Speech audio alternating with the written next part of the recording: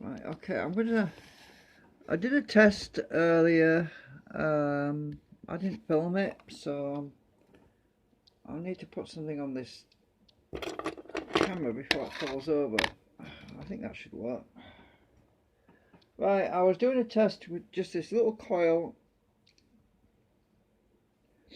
I wound earlier today, and I've also put a ball bearing in there. That's all there is in there, just a tiny ball bearing.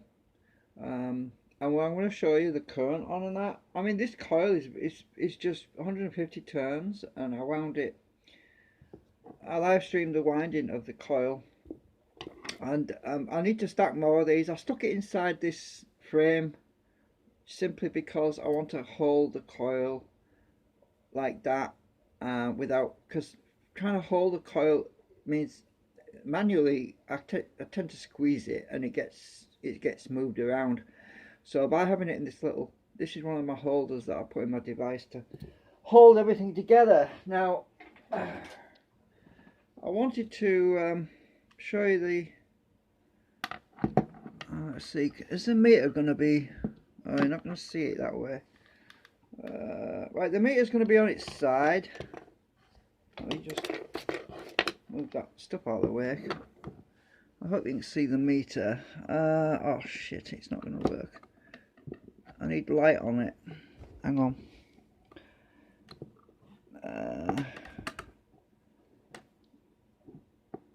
Oh, if I rest it on the back of, I think you're able to see it like that maybe. Oh, you can't see it like that. Damn it! This flipping phone is too low down. That's the problem. Just a minute. I need to elevate the phone camera a little bit. What can I use? Hang on.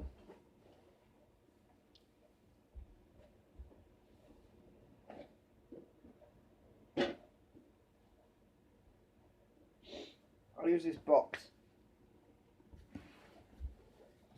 Right, if I stick this phone on, I need to move my spanner because it's just a bit of weight to hold the camera. So right, I'll stick it on this box. Right, that should work. Now I can put the meter upright. But I bet you can't see the where is it? Turn this around a bit. Where's the light not? I can't seem to get the light on it. So it wants to be like that. I need to put something under it. There's always a problem. I'm going to put under it. Oh, hang on.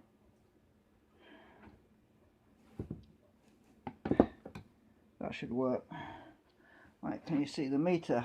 Yes, you just about. Right, so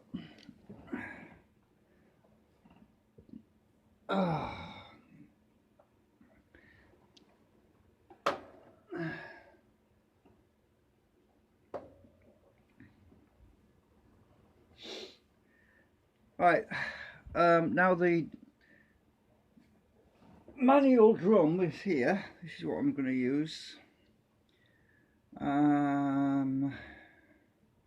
That needs to be elevated as well. Always something else to do. Just a minute. Down a minute. Right, can you see that? Oh, you can see the top of it. That's all. That's great because it's not going to any higher than it's going to block the meter. All right, so you can see that. Right, I'm going to attach the meter's on AC volts, so we're going to do the AC volts test first. This ball bearing might fly off and hit the flipping magnet when I'm spinning it. Don't expect too much because this is all a bit ad hoc. I mean, I've got to stack a lot more of these coils together to get the voltages that I want, and it needs to be about 6,000 or 5,000 RPM. Right, so this is what I've got basically. It's just this. And I need to spin this up to speed. So what I'm what I'm going to do is I'm going to take this off and spin it first, and then put it down, and then put the coil next to it. Okay, right,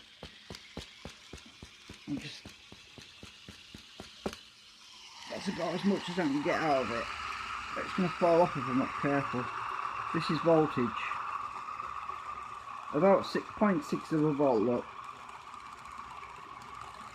oops, I'm touching it then. So it's about half a volt, which is not great, but I expect that with one coil. I mean, there's going to be about 4 or 5 of these, and it's going to be going a lot faster. And I've only got a ball bearing in there right now. Let me just get this off again. I've got to spin it up again. Put it on current now. Right, now we're on current. Oh, look at that. It's not. I'm only holding the side of it. It's still delivering current. Right, let me just get this spinning again.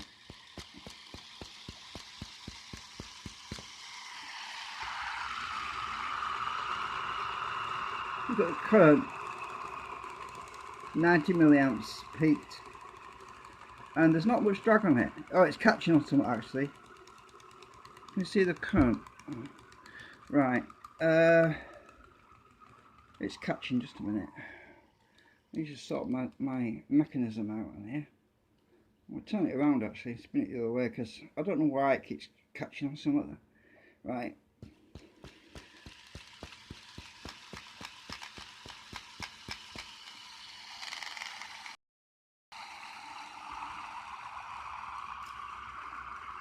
See the current? Very little drag. When I did this with the rectangular coils and I shorted it out, it came to a stop really quickly. I mean really quickly. Oh, shall I actually try that? Yeah, let's try that. Let's try the rectangular coil. Hang on a minute. Just give me a minute. Let me find a coil that's about the same voltage, same resistance, whatever. Right, I'm going to get an ordinary rectangular coil. These have got core material as well somewhere. That one's got core material in it. Right, this is the same DC resistance, by the way. That coil I just showed you, the new coil, reads 4.6, 4.7 ohms. This also reads 4.7 ohms, right? This is a rectangular coil.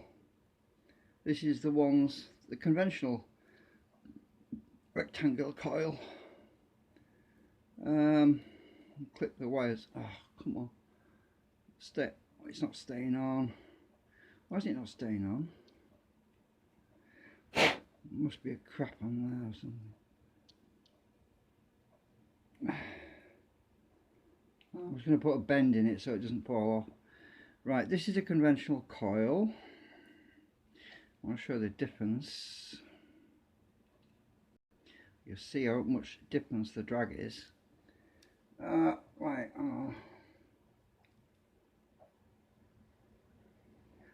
This has got ferrite core in it. Right, there's my wires hanging on there. Right, let's get this spinning. This drum. I'm going to have to hold this manually. It's a bit tricky. You'll see the big difference with the drag on this. Let's get it going.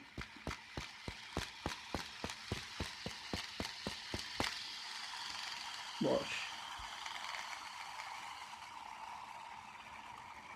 Got the same current, but look how quickly it stops.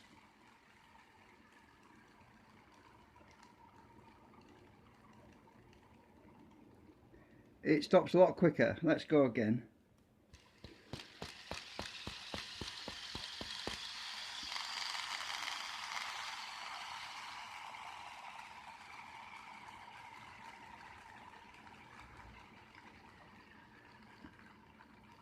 See how quickly it stops?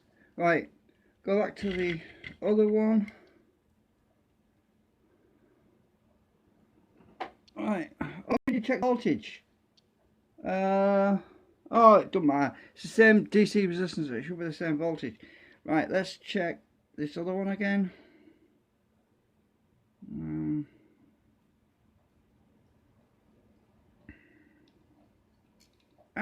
stay on. Hook that on that one, I think.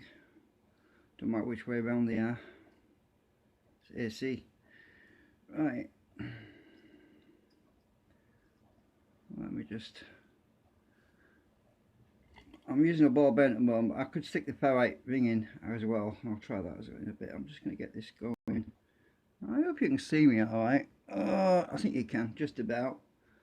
Right, let's get this going.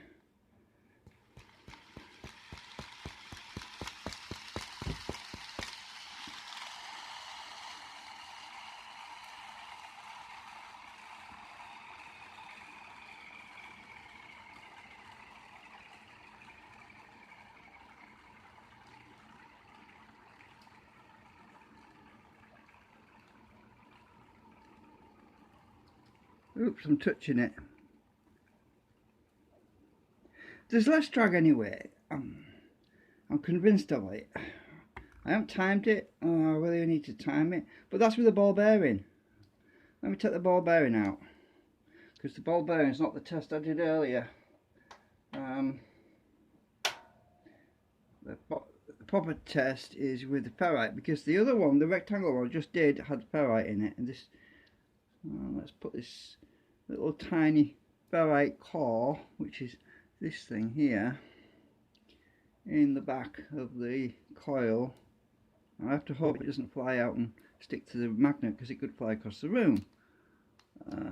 This coil's popping out now. We need to duplicate ferrites in both. Right, so let me hope that that little piece of ferrite doesn't fly out. Right, let's get this spinning. Oops, my coil has moved.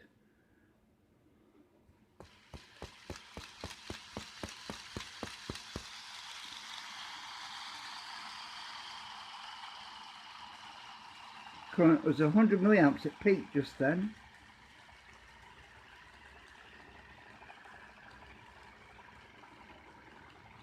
I can feel there's a lot less drag.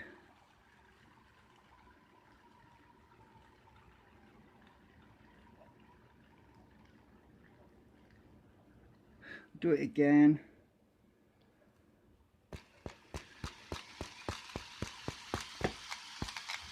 Oh!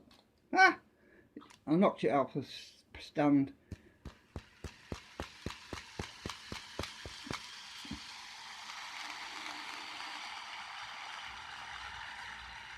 Oh, the wire's cut. Oh, what's happened? The wires were shorted just then.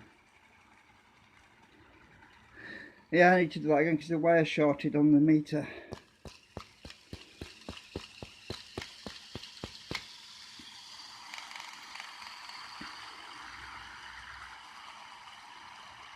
Ah, what's going on with it? No, they're not connected.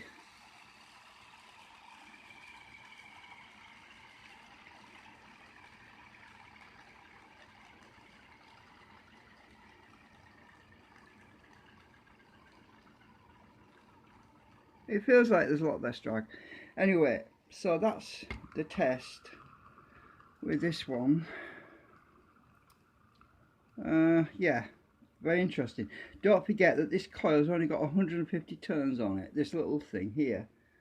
That other coil, oh, I can't remember actually how many turns were on here. I didn't count them, did I? I did 4 rows. Well, the resistance is about the same. I think it's the same wire, so it's probably about the same. Yeah, it's probably this is the same wire as what's on here. So yeah, interesting. So right, so I wanted to record that just to show you the difference. Yeah, be more interested when I get a few more of these stacked in there, and yeah, right. Well, it's quite impressive really, the amount of current coming out of there, considering that's the folding coil, the butterfly coil, whatever. Anyway, yeah, I'm gonna put this out of the way before I'll knock it over.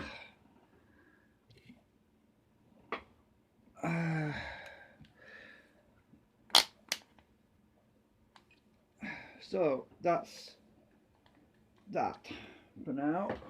I've got to get more coils wound, and I want to get them installed properly, and then we can do a proper test with the actual driving it, see how much current input we take and to keep it running and everything, because then that would be a better comparison really to do.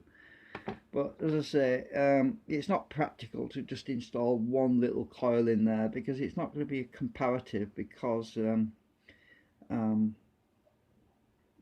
as I said, this is not complete yet. I need to get the voltages up, you see. We're only about half of, well, 0.6 of a volt, 0.8 of a volt or something like that, and we haven't got the speed high enough, and we need more usable voltage, so that's why I've got to assemble more of these and stack them and then fit them all in there. I'm probably going to aim for about 4 or 5 of these in series, wire them all in series. And my friend was suggesting that I do a bifiller coil or something, so well, I'm going to think about doing that and see if I can do that. But you see, I might sacrifice some of the voltage. That's the only problem. I don't know yet. Never actually wound a bifiller. I'm a bit old school, you see. This is all new age stuff really, and yeah, well, we'll have to have a look at that. You see, it's the amount of wire that you can get on here as well. I mean, yeah. Okay, I can't see any chat on there, but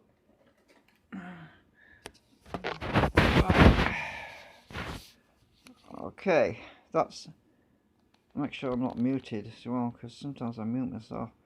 No, I'm not. That's good. Alright, yeah, 17 minutes I've been streaming.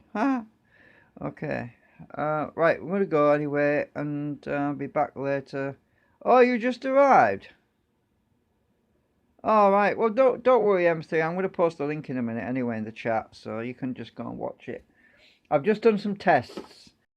I just did some tests and I recorded it all, so I compared the new butterfly coil with the rectangular coil, which also has ferrite core in it, and this reads the same DC resistance as the butterfly coil, because this is 4.7 ohms, that's 4.7 ohms, so the one that's in there, and I used a little ferrite ring and a ball bearing in there, and that's all it is really. That's the only core material that's in there. It's very, very flimsy, and there's not much in there at all. So, but the drag that I'm getting from this is less than it is for the rectangular coil anyway. So anyway, we'll have to see. I mean, there's definitely more current. I think there's a lot more current coming from this thing, considering its size and everything. It does seem to have a lot less drag. I can feel a lot more drag on this rectangular coil than I can on that one. But the voltages, I actually didn't measure the voltage on this rectangular coil anyway.